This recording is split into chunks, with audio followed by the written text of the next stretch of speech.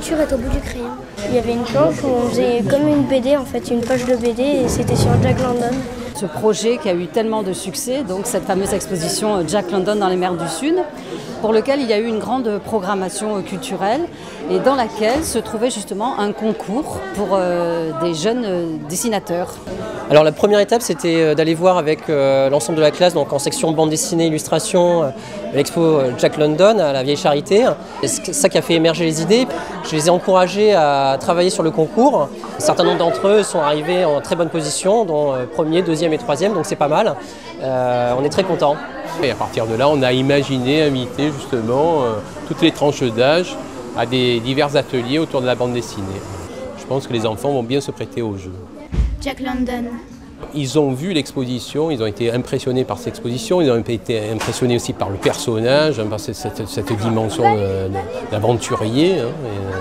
Beaucoup d'images, de photos, de choses motivantes pour créer justement en retour des dessins formidables. L'esprit de groupe, tout de suite l'idée de correspondre avec les règles de la BD, l'idée de travailler non-stop pour arriver dans les temps.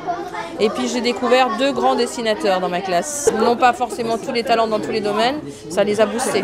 Ce qui est intéressant aujourd'hui, c'est qu'on voit la grande variété des planches vraiment qui ont été sélectionnés par un jury d'auteurs de bande dessinée et on voit la qualité et l'originalité, la créativité autour de l'œuvre de Jack London et de l'aventure. Je suis passionnée de voyage depuis que je suis toute petite, j'en fais beaucoup avec mes parents, etc.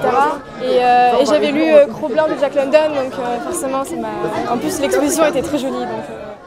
Le thème de Jack London, forcément, c'est l'aventure. Il y a une résonance avec la bande dessinée qui est très forte. La bande dessinée, elle a cette vocation d'emmener les gens dans la lecture loin, vers des horizons différents. Et là, ce qui s'est passé, c'est qu'ils ont redécouvert peut-être un petit peu l'écrivain. Et donc, ils ont donné aussi un coup de modernité à Jack London, finalement, parce qu'eux, ils ont 20 ans, à peu près, peut-être même un peu moins. Et la lauréate, elle avait 18 ans au moment où elle a fait les planches. Donc, ils y apportent aussi ce qu'eux, ils ont envie de montrer dans leur BD. Donc, on a vraiment suivi ça de très près, avec un grand intérêt, avec beaucoup de bonheur. Et force est d'admettre que le résultat est de qualité. Et ça m'encourage à faire d'autres concours, à essayer toujours, etc. Voici ce qu'elle a dessiné. À l'issue de la remise de prix, la direction des affaires culturelles a décidé de faire un recueil des planches qui ont été réalisées lors de ce concours.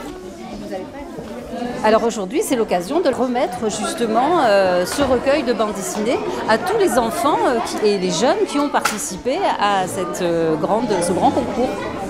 Quand je vois des enfants qui dessinent, parce que souvent en tant que professionnel moi-même, on me demande quand est-ce que vous êtes mis à dessiner. Mais en fait, la question c'est pourquoi est-ce que certains se sont arrêtés de dessiner? Les enfants, ils dessinent. Les enfants, ils font des BD, ils font des bonhommes, ils vivent des aventures imaginaires et ils les redessinent. Et là, en fait, de les voir, les gamins, se prêter au jeu, c'est juste beau et normal et ça fait plaisir. Maintenant, pour l'équipe de droite, levez la main pour ceux qui pensent qu'il a gagné. Et les vainqueurs, c'est l'équipe de droite, les Kiwis!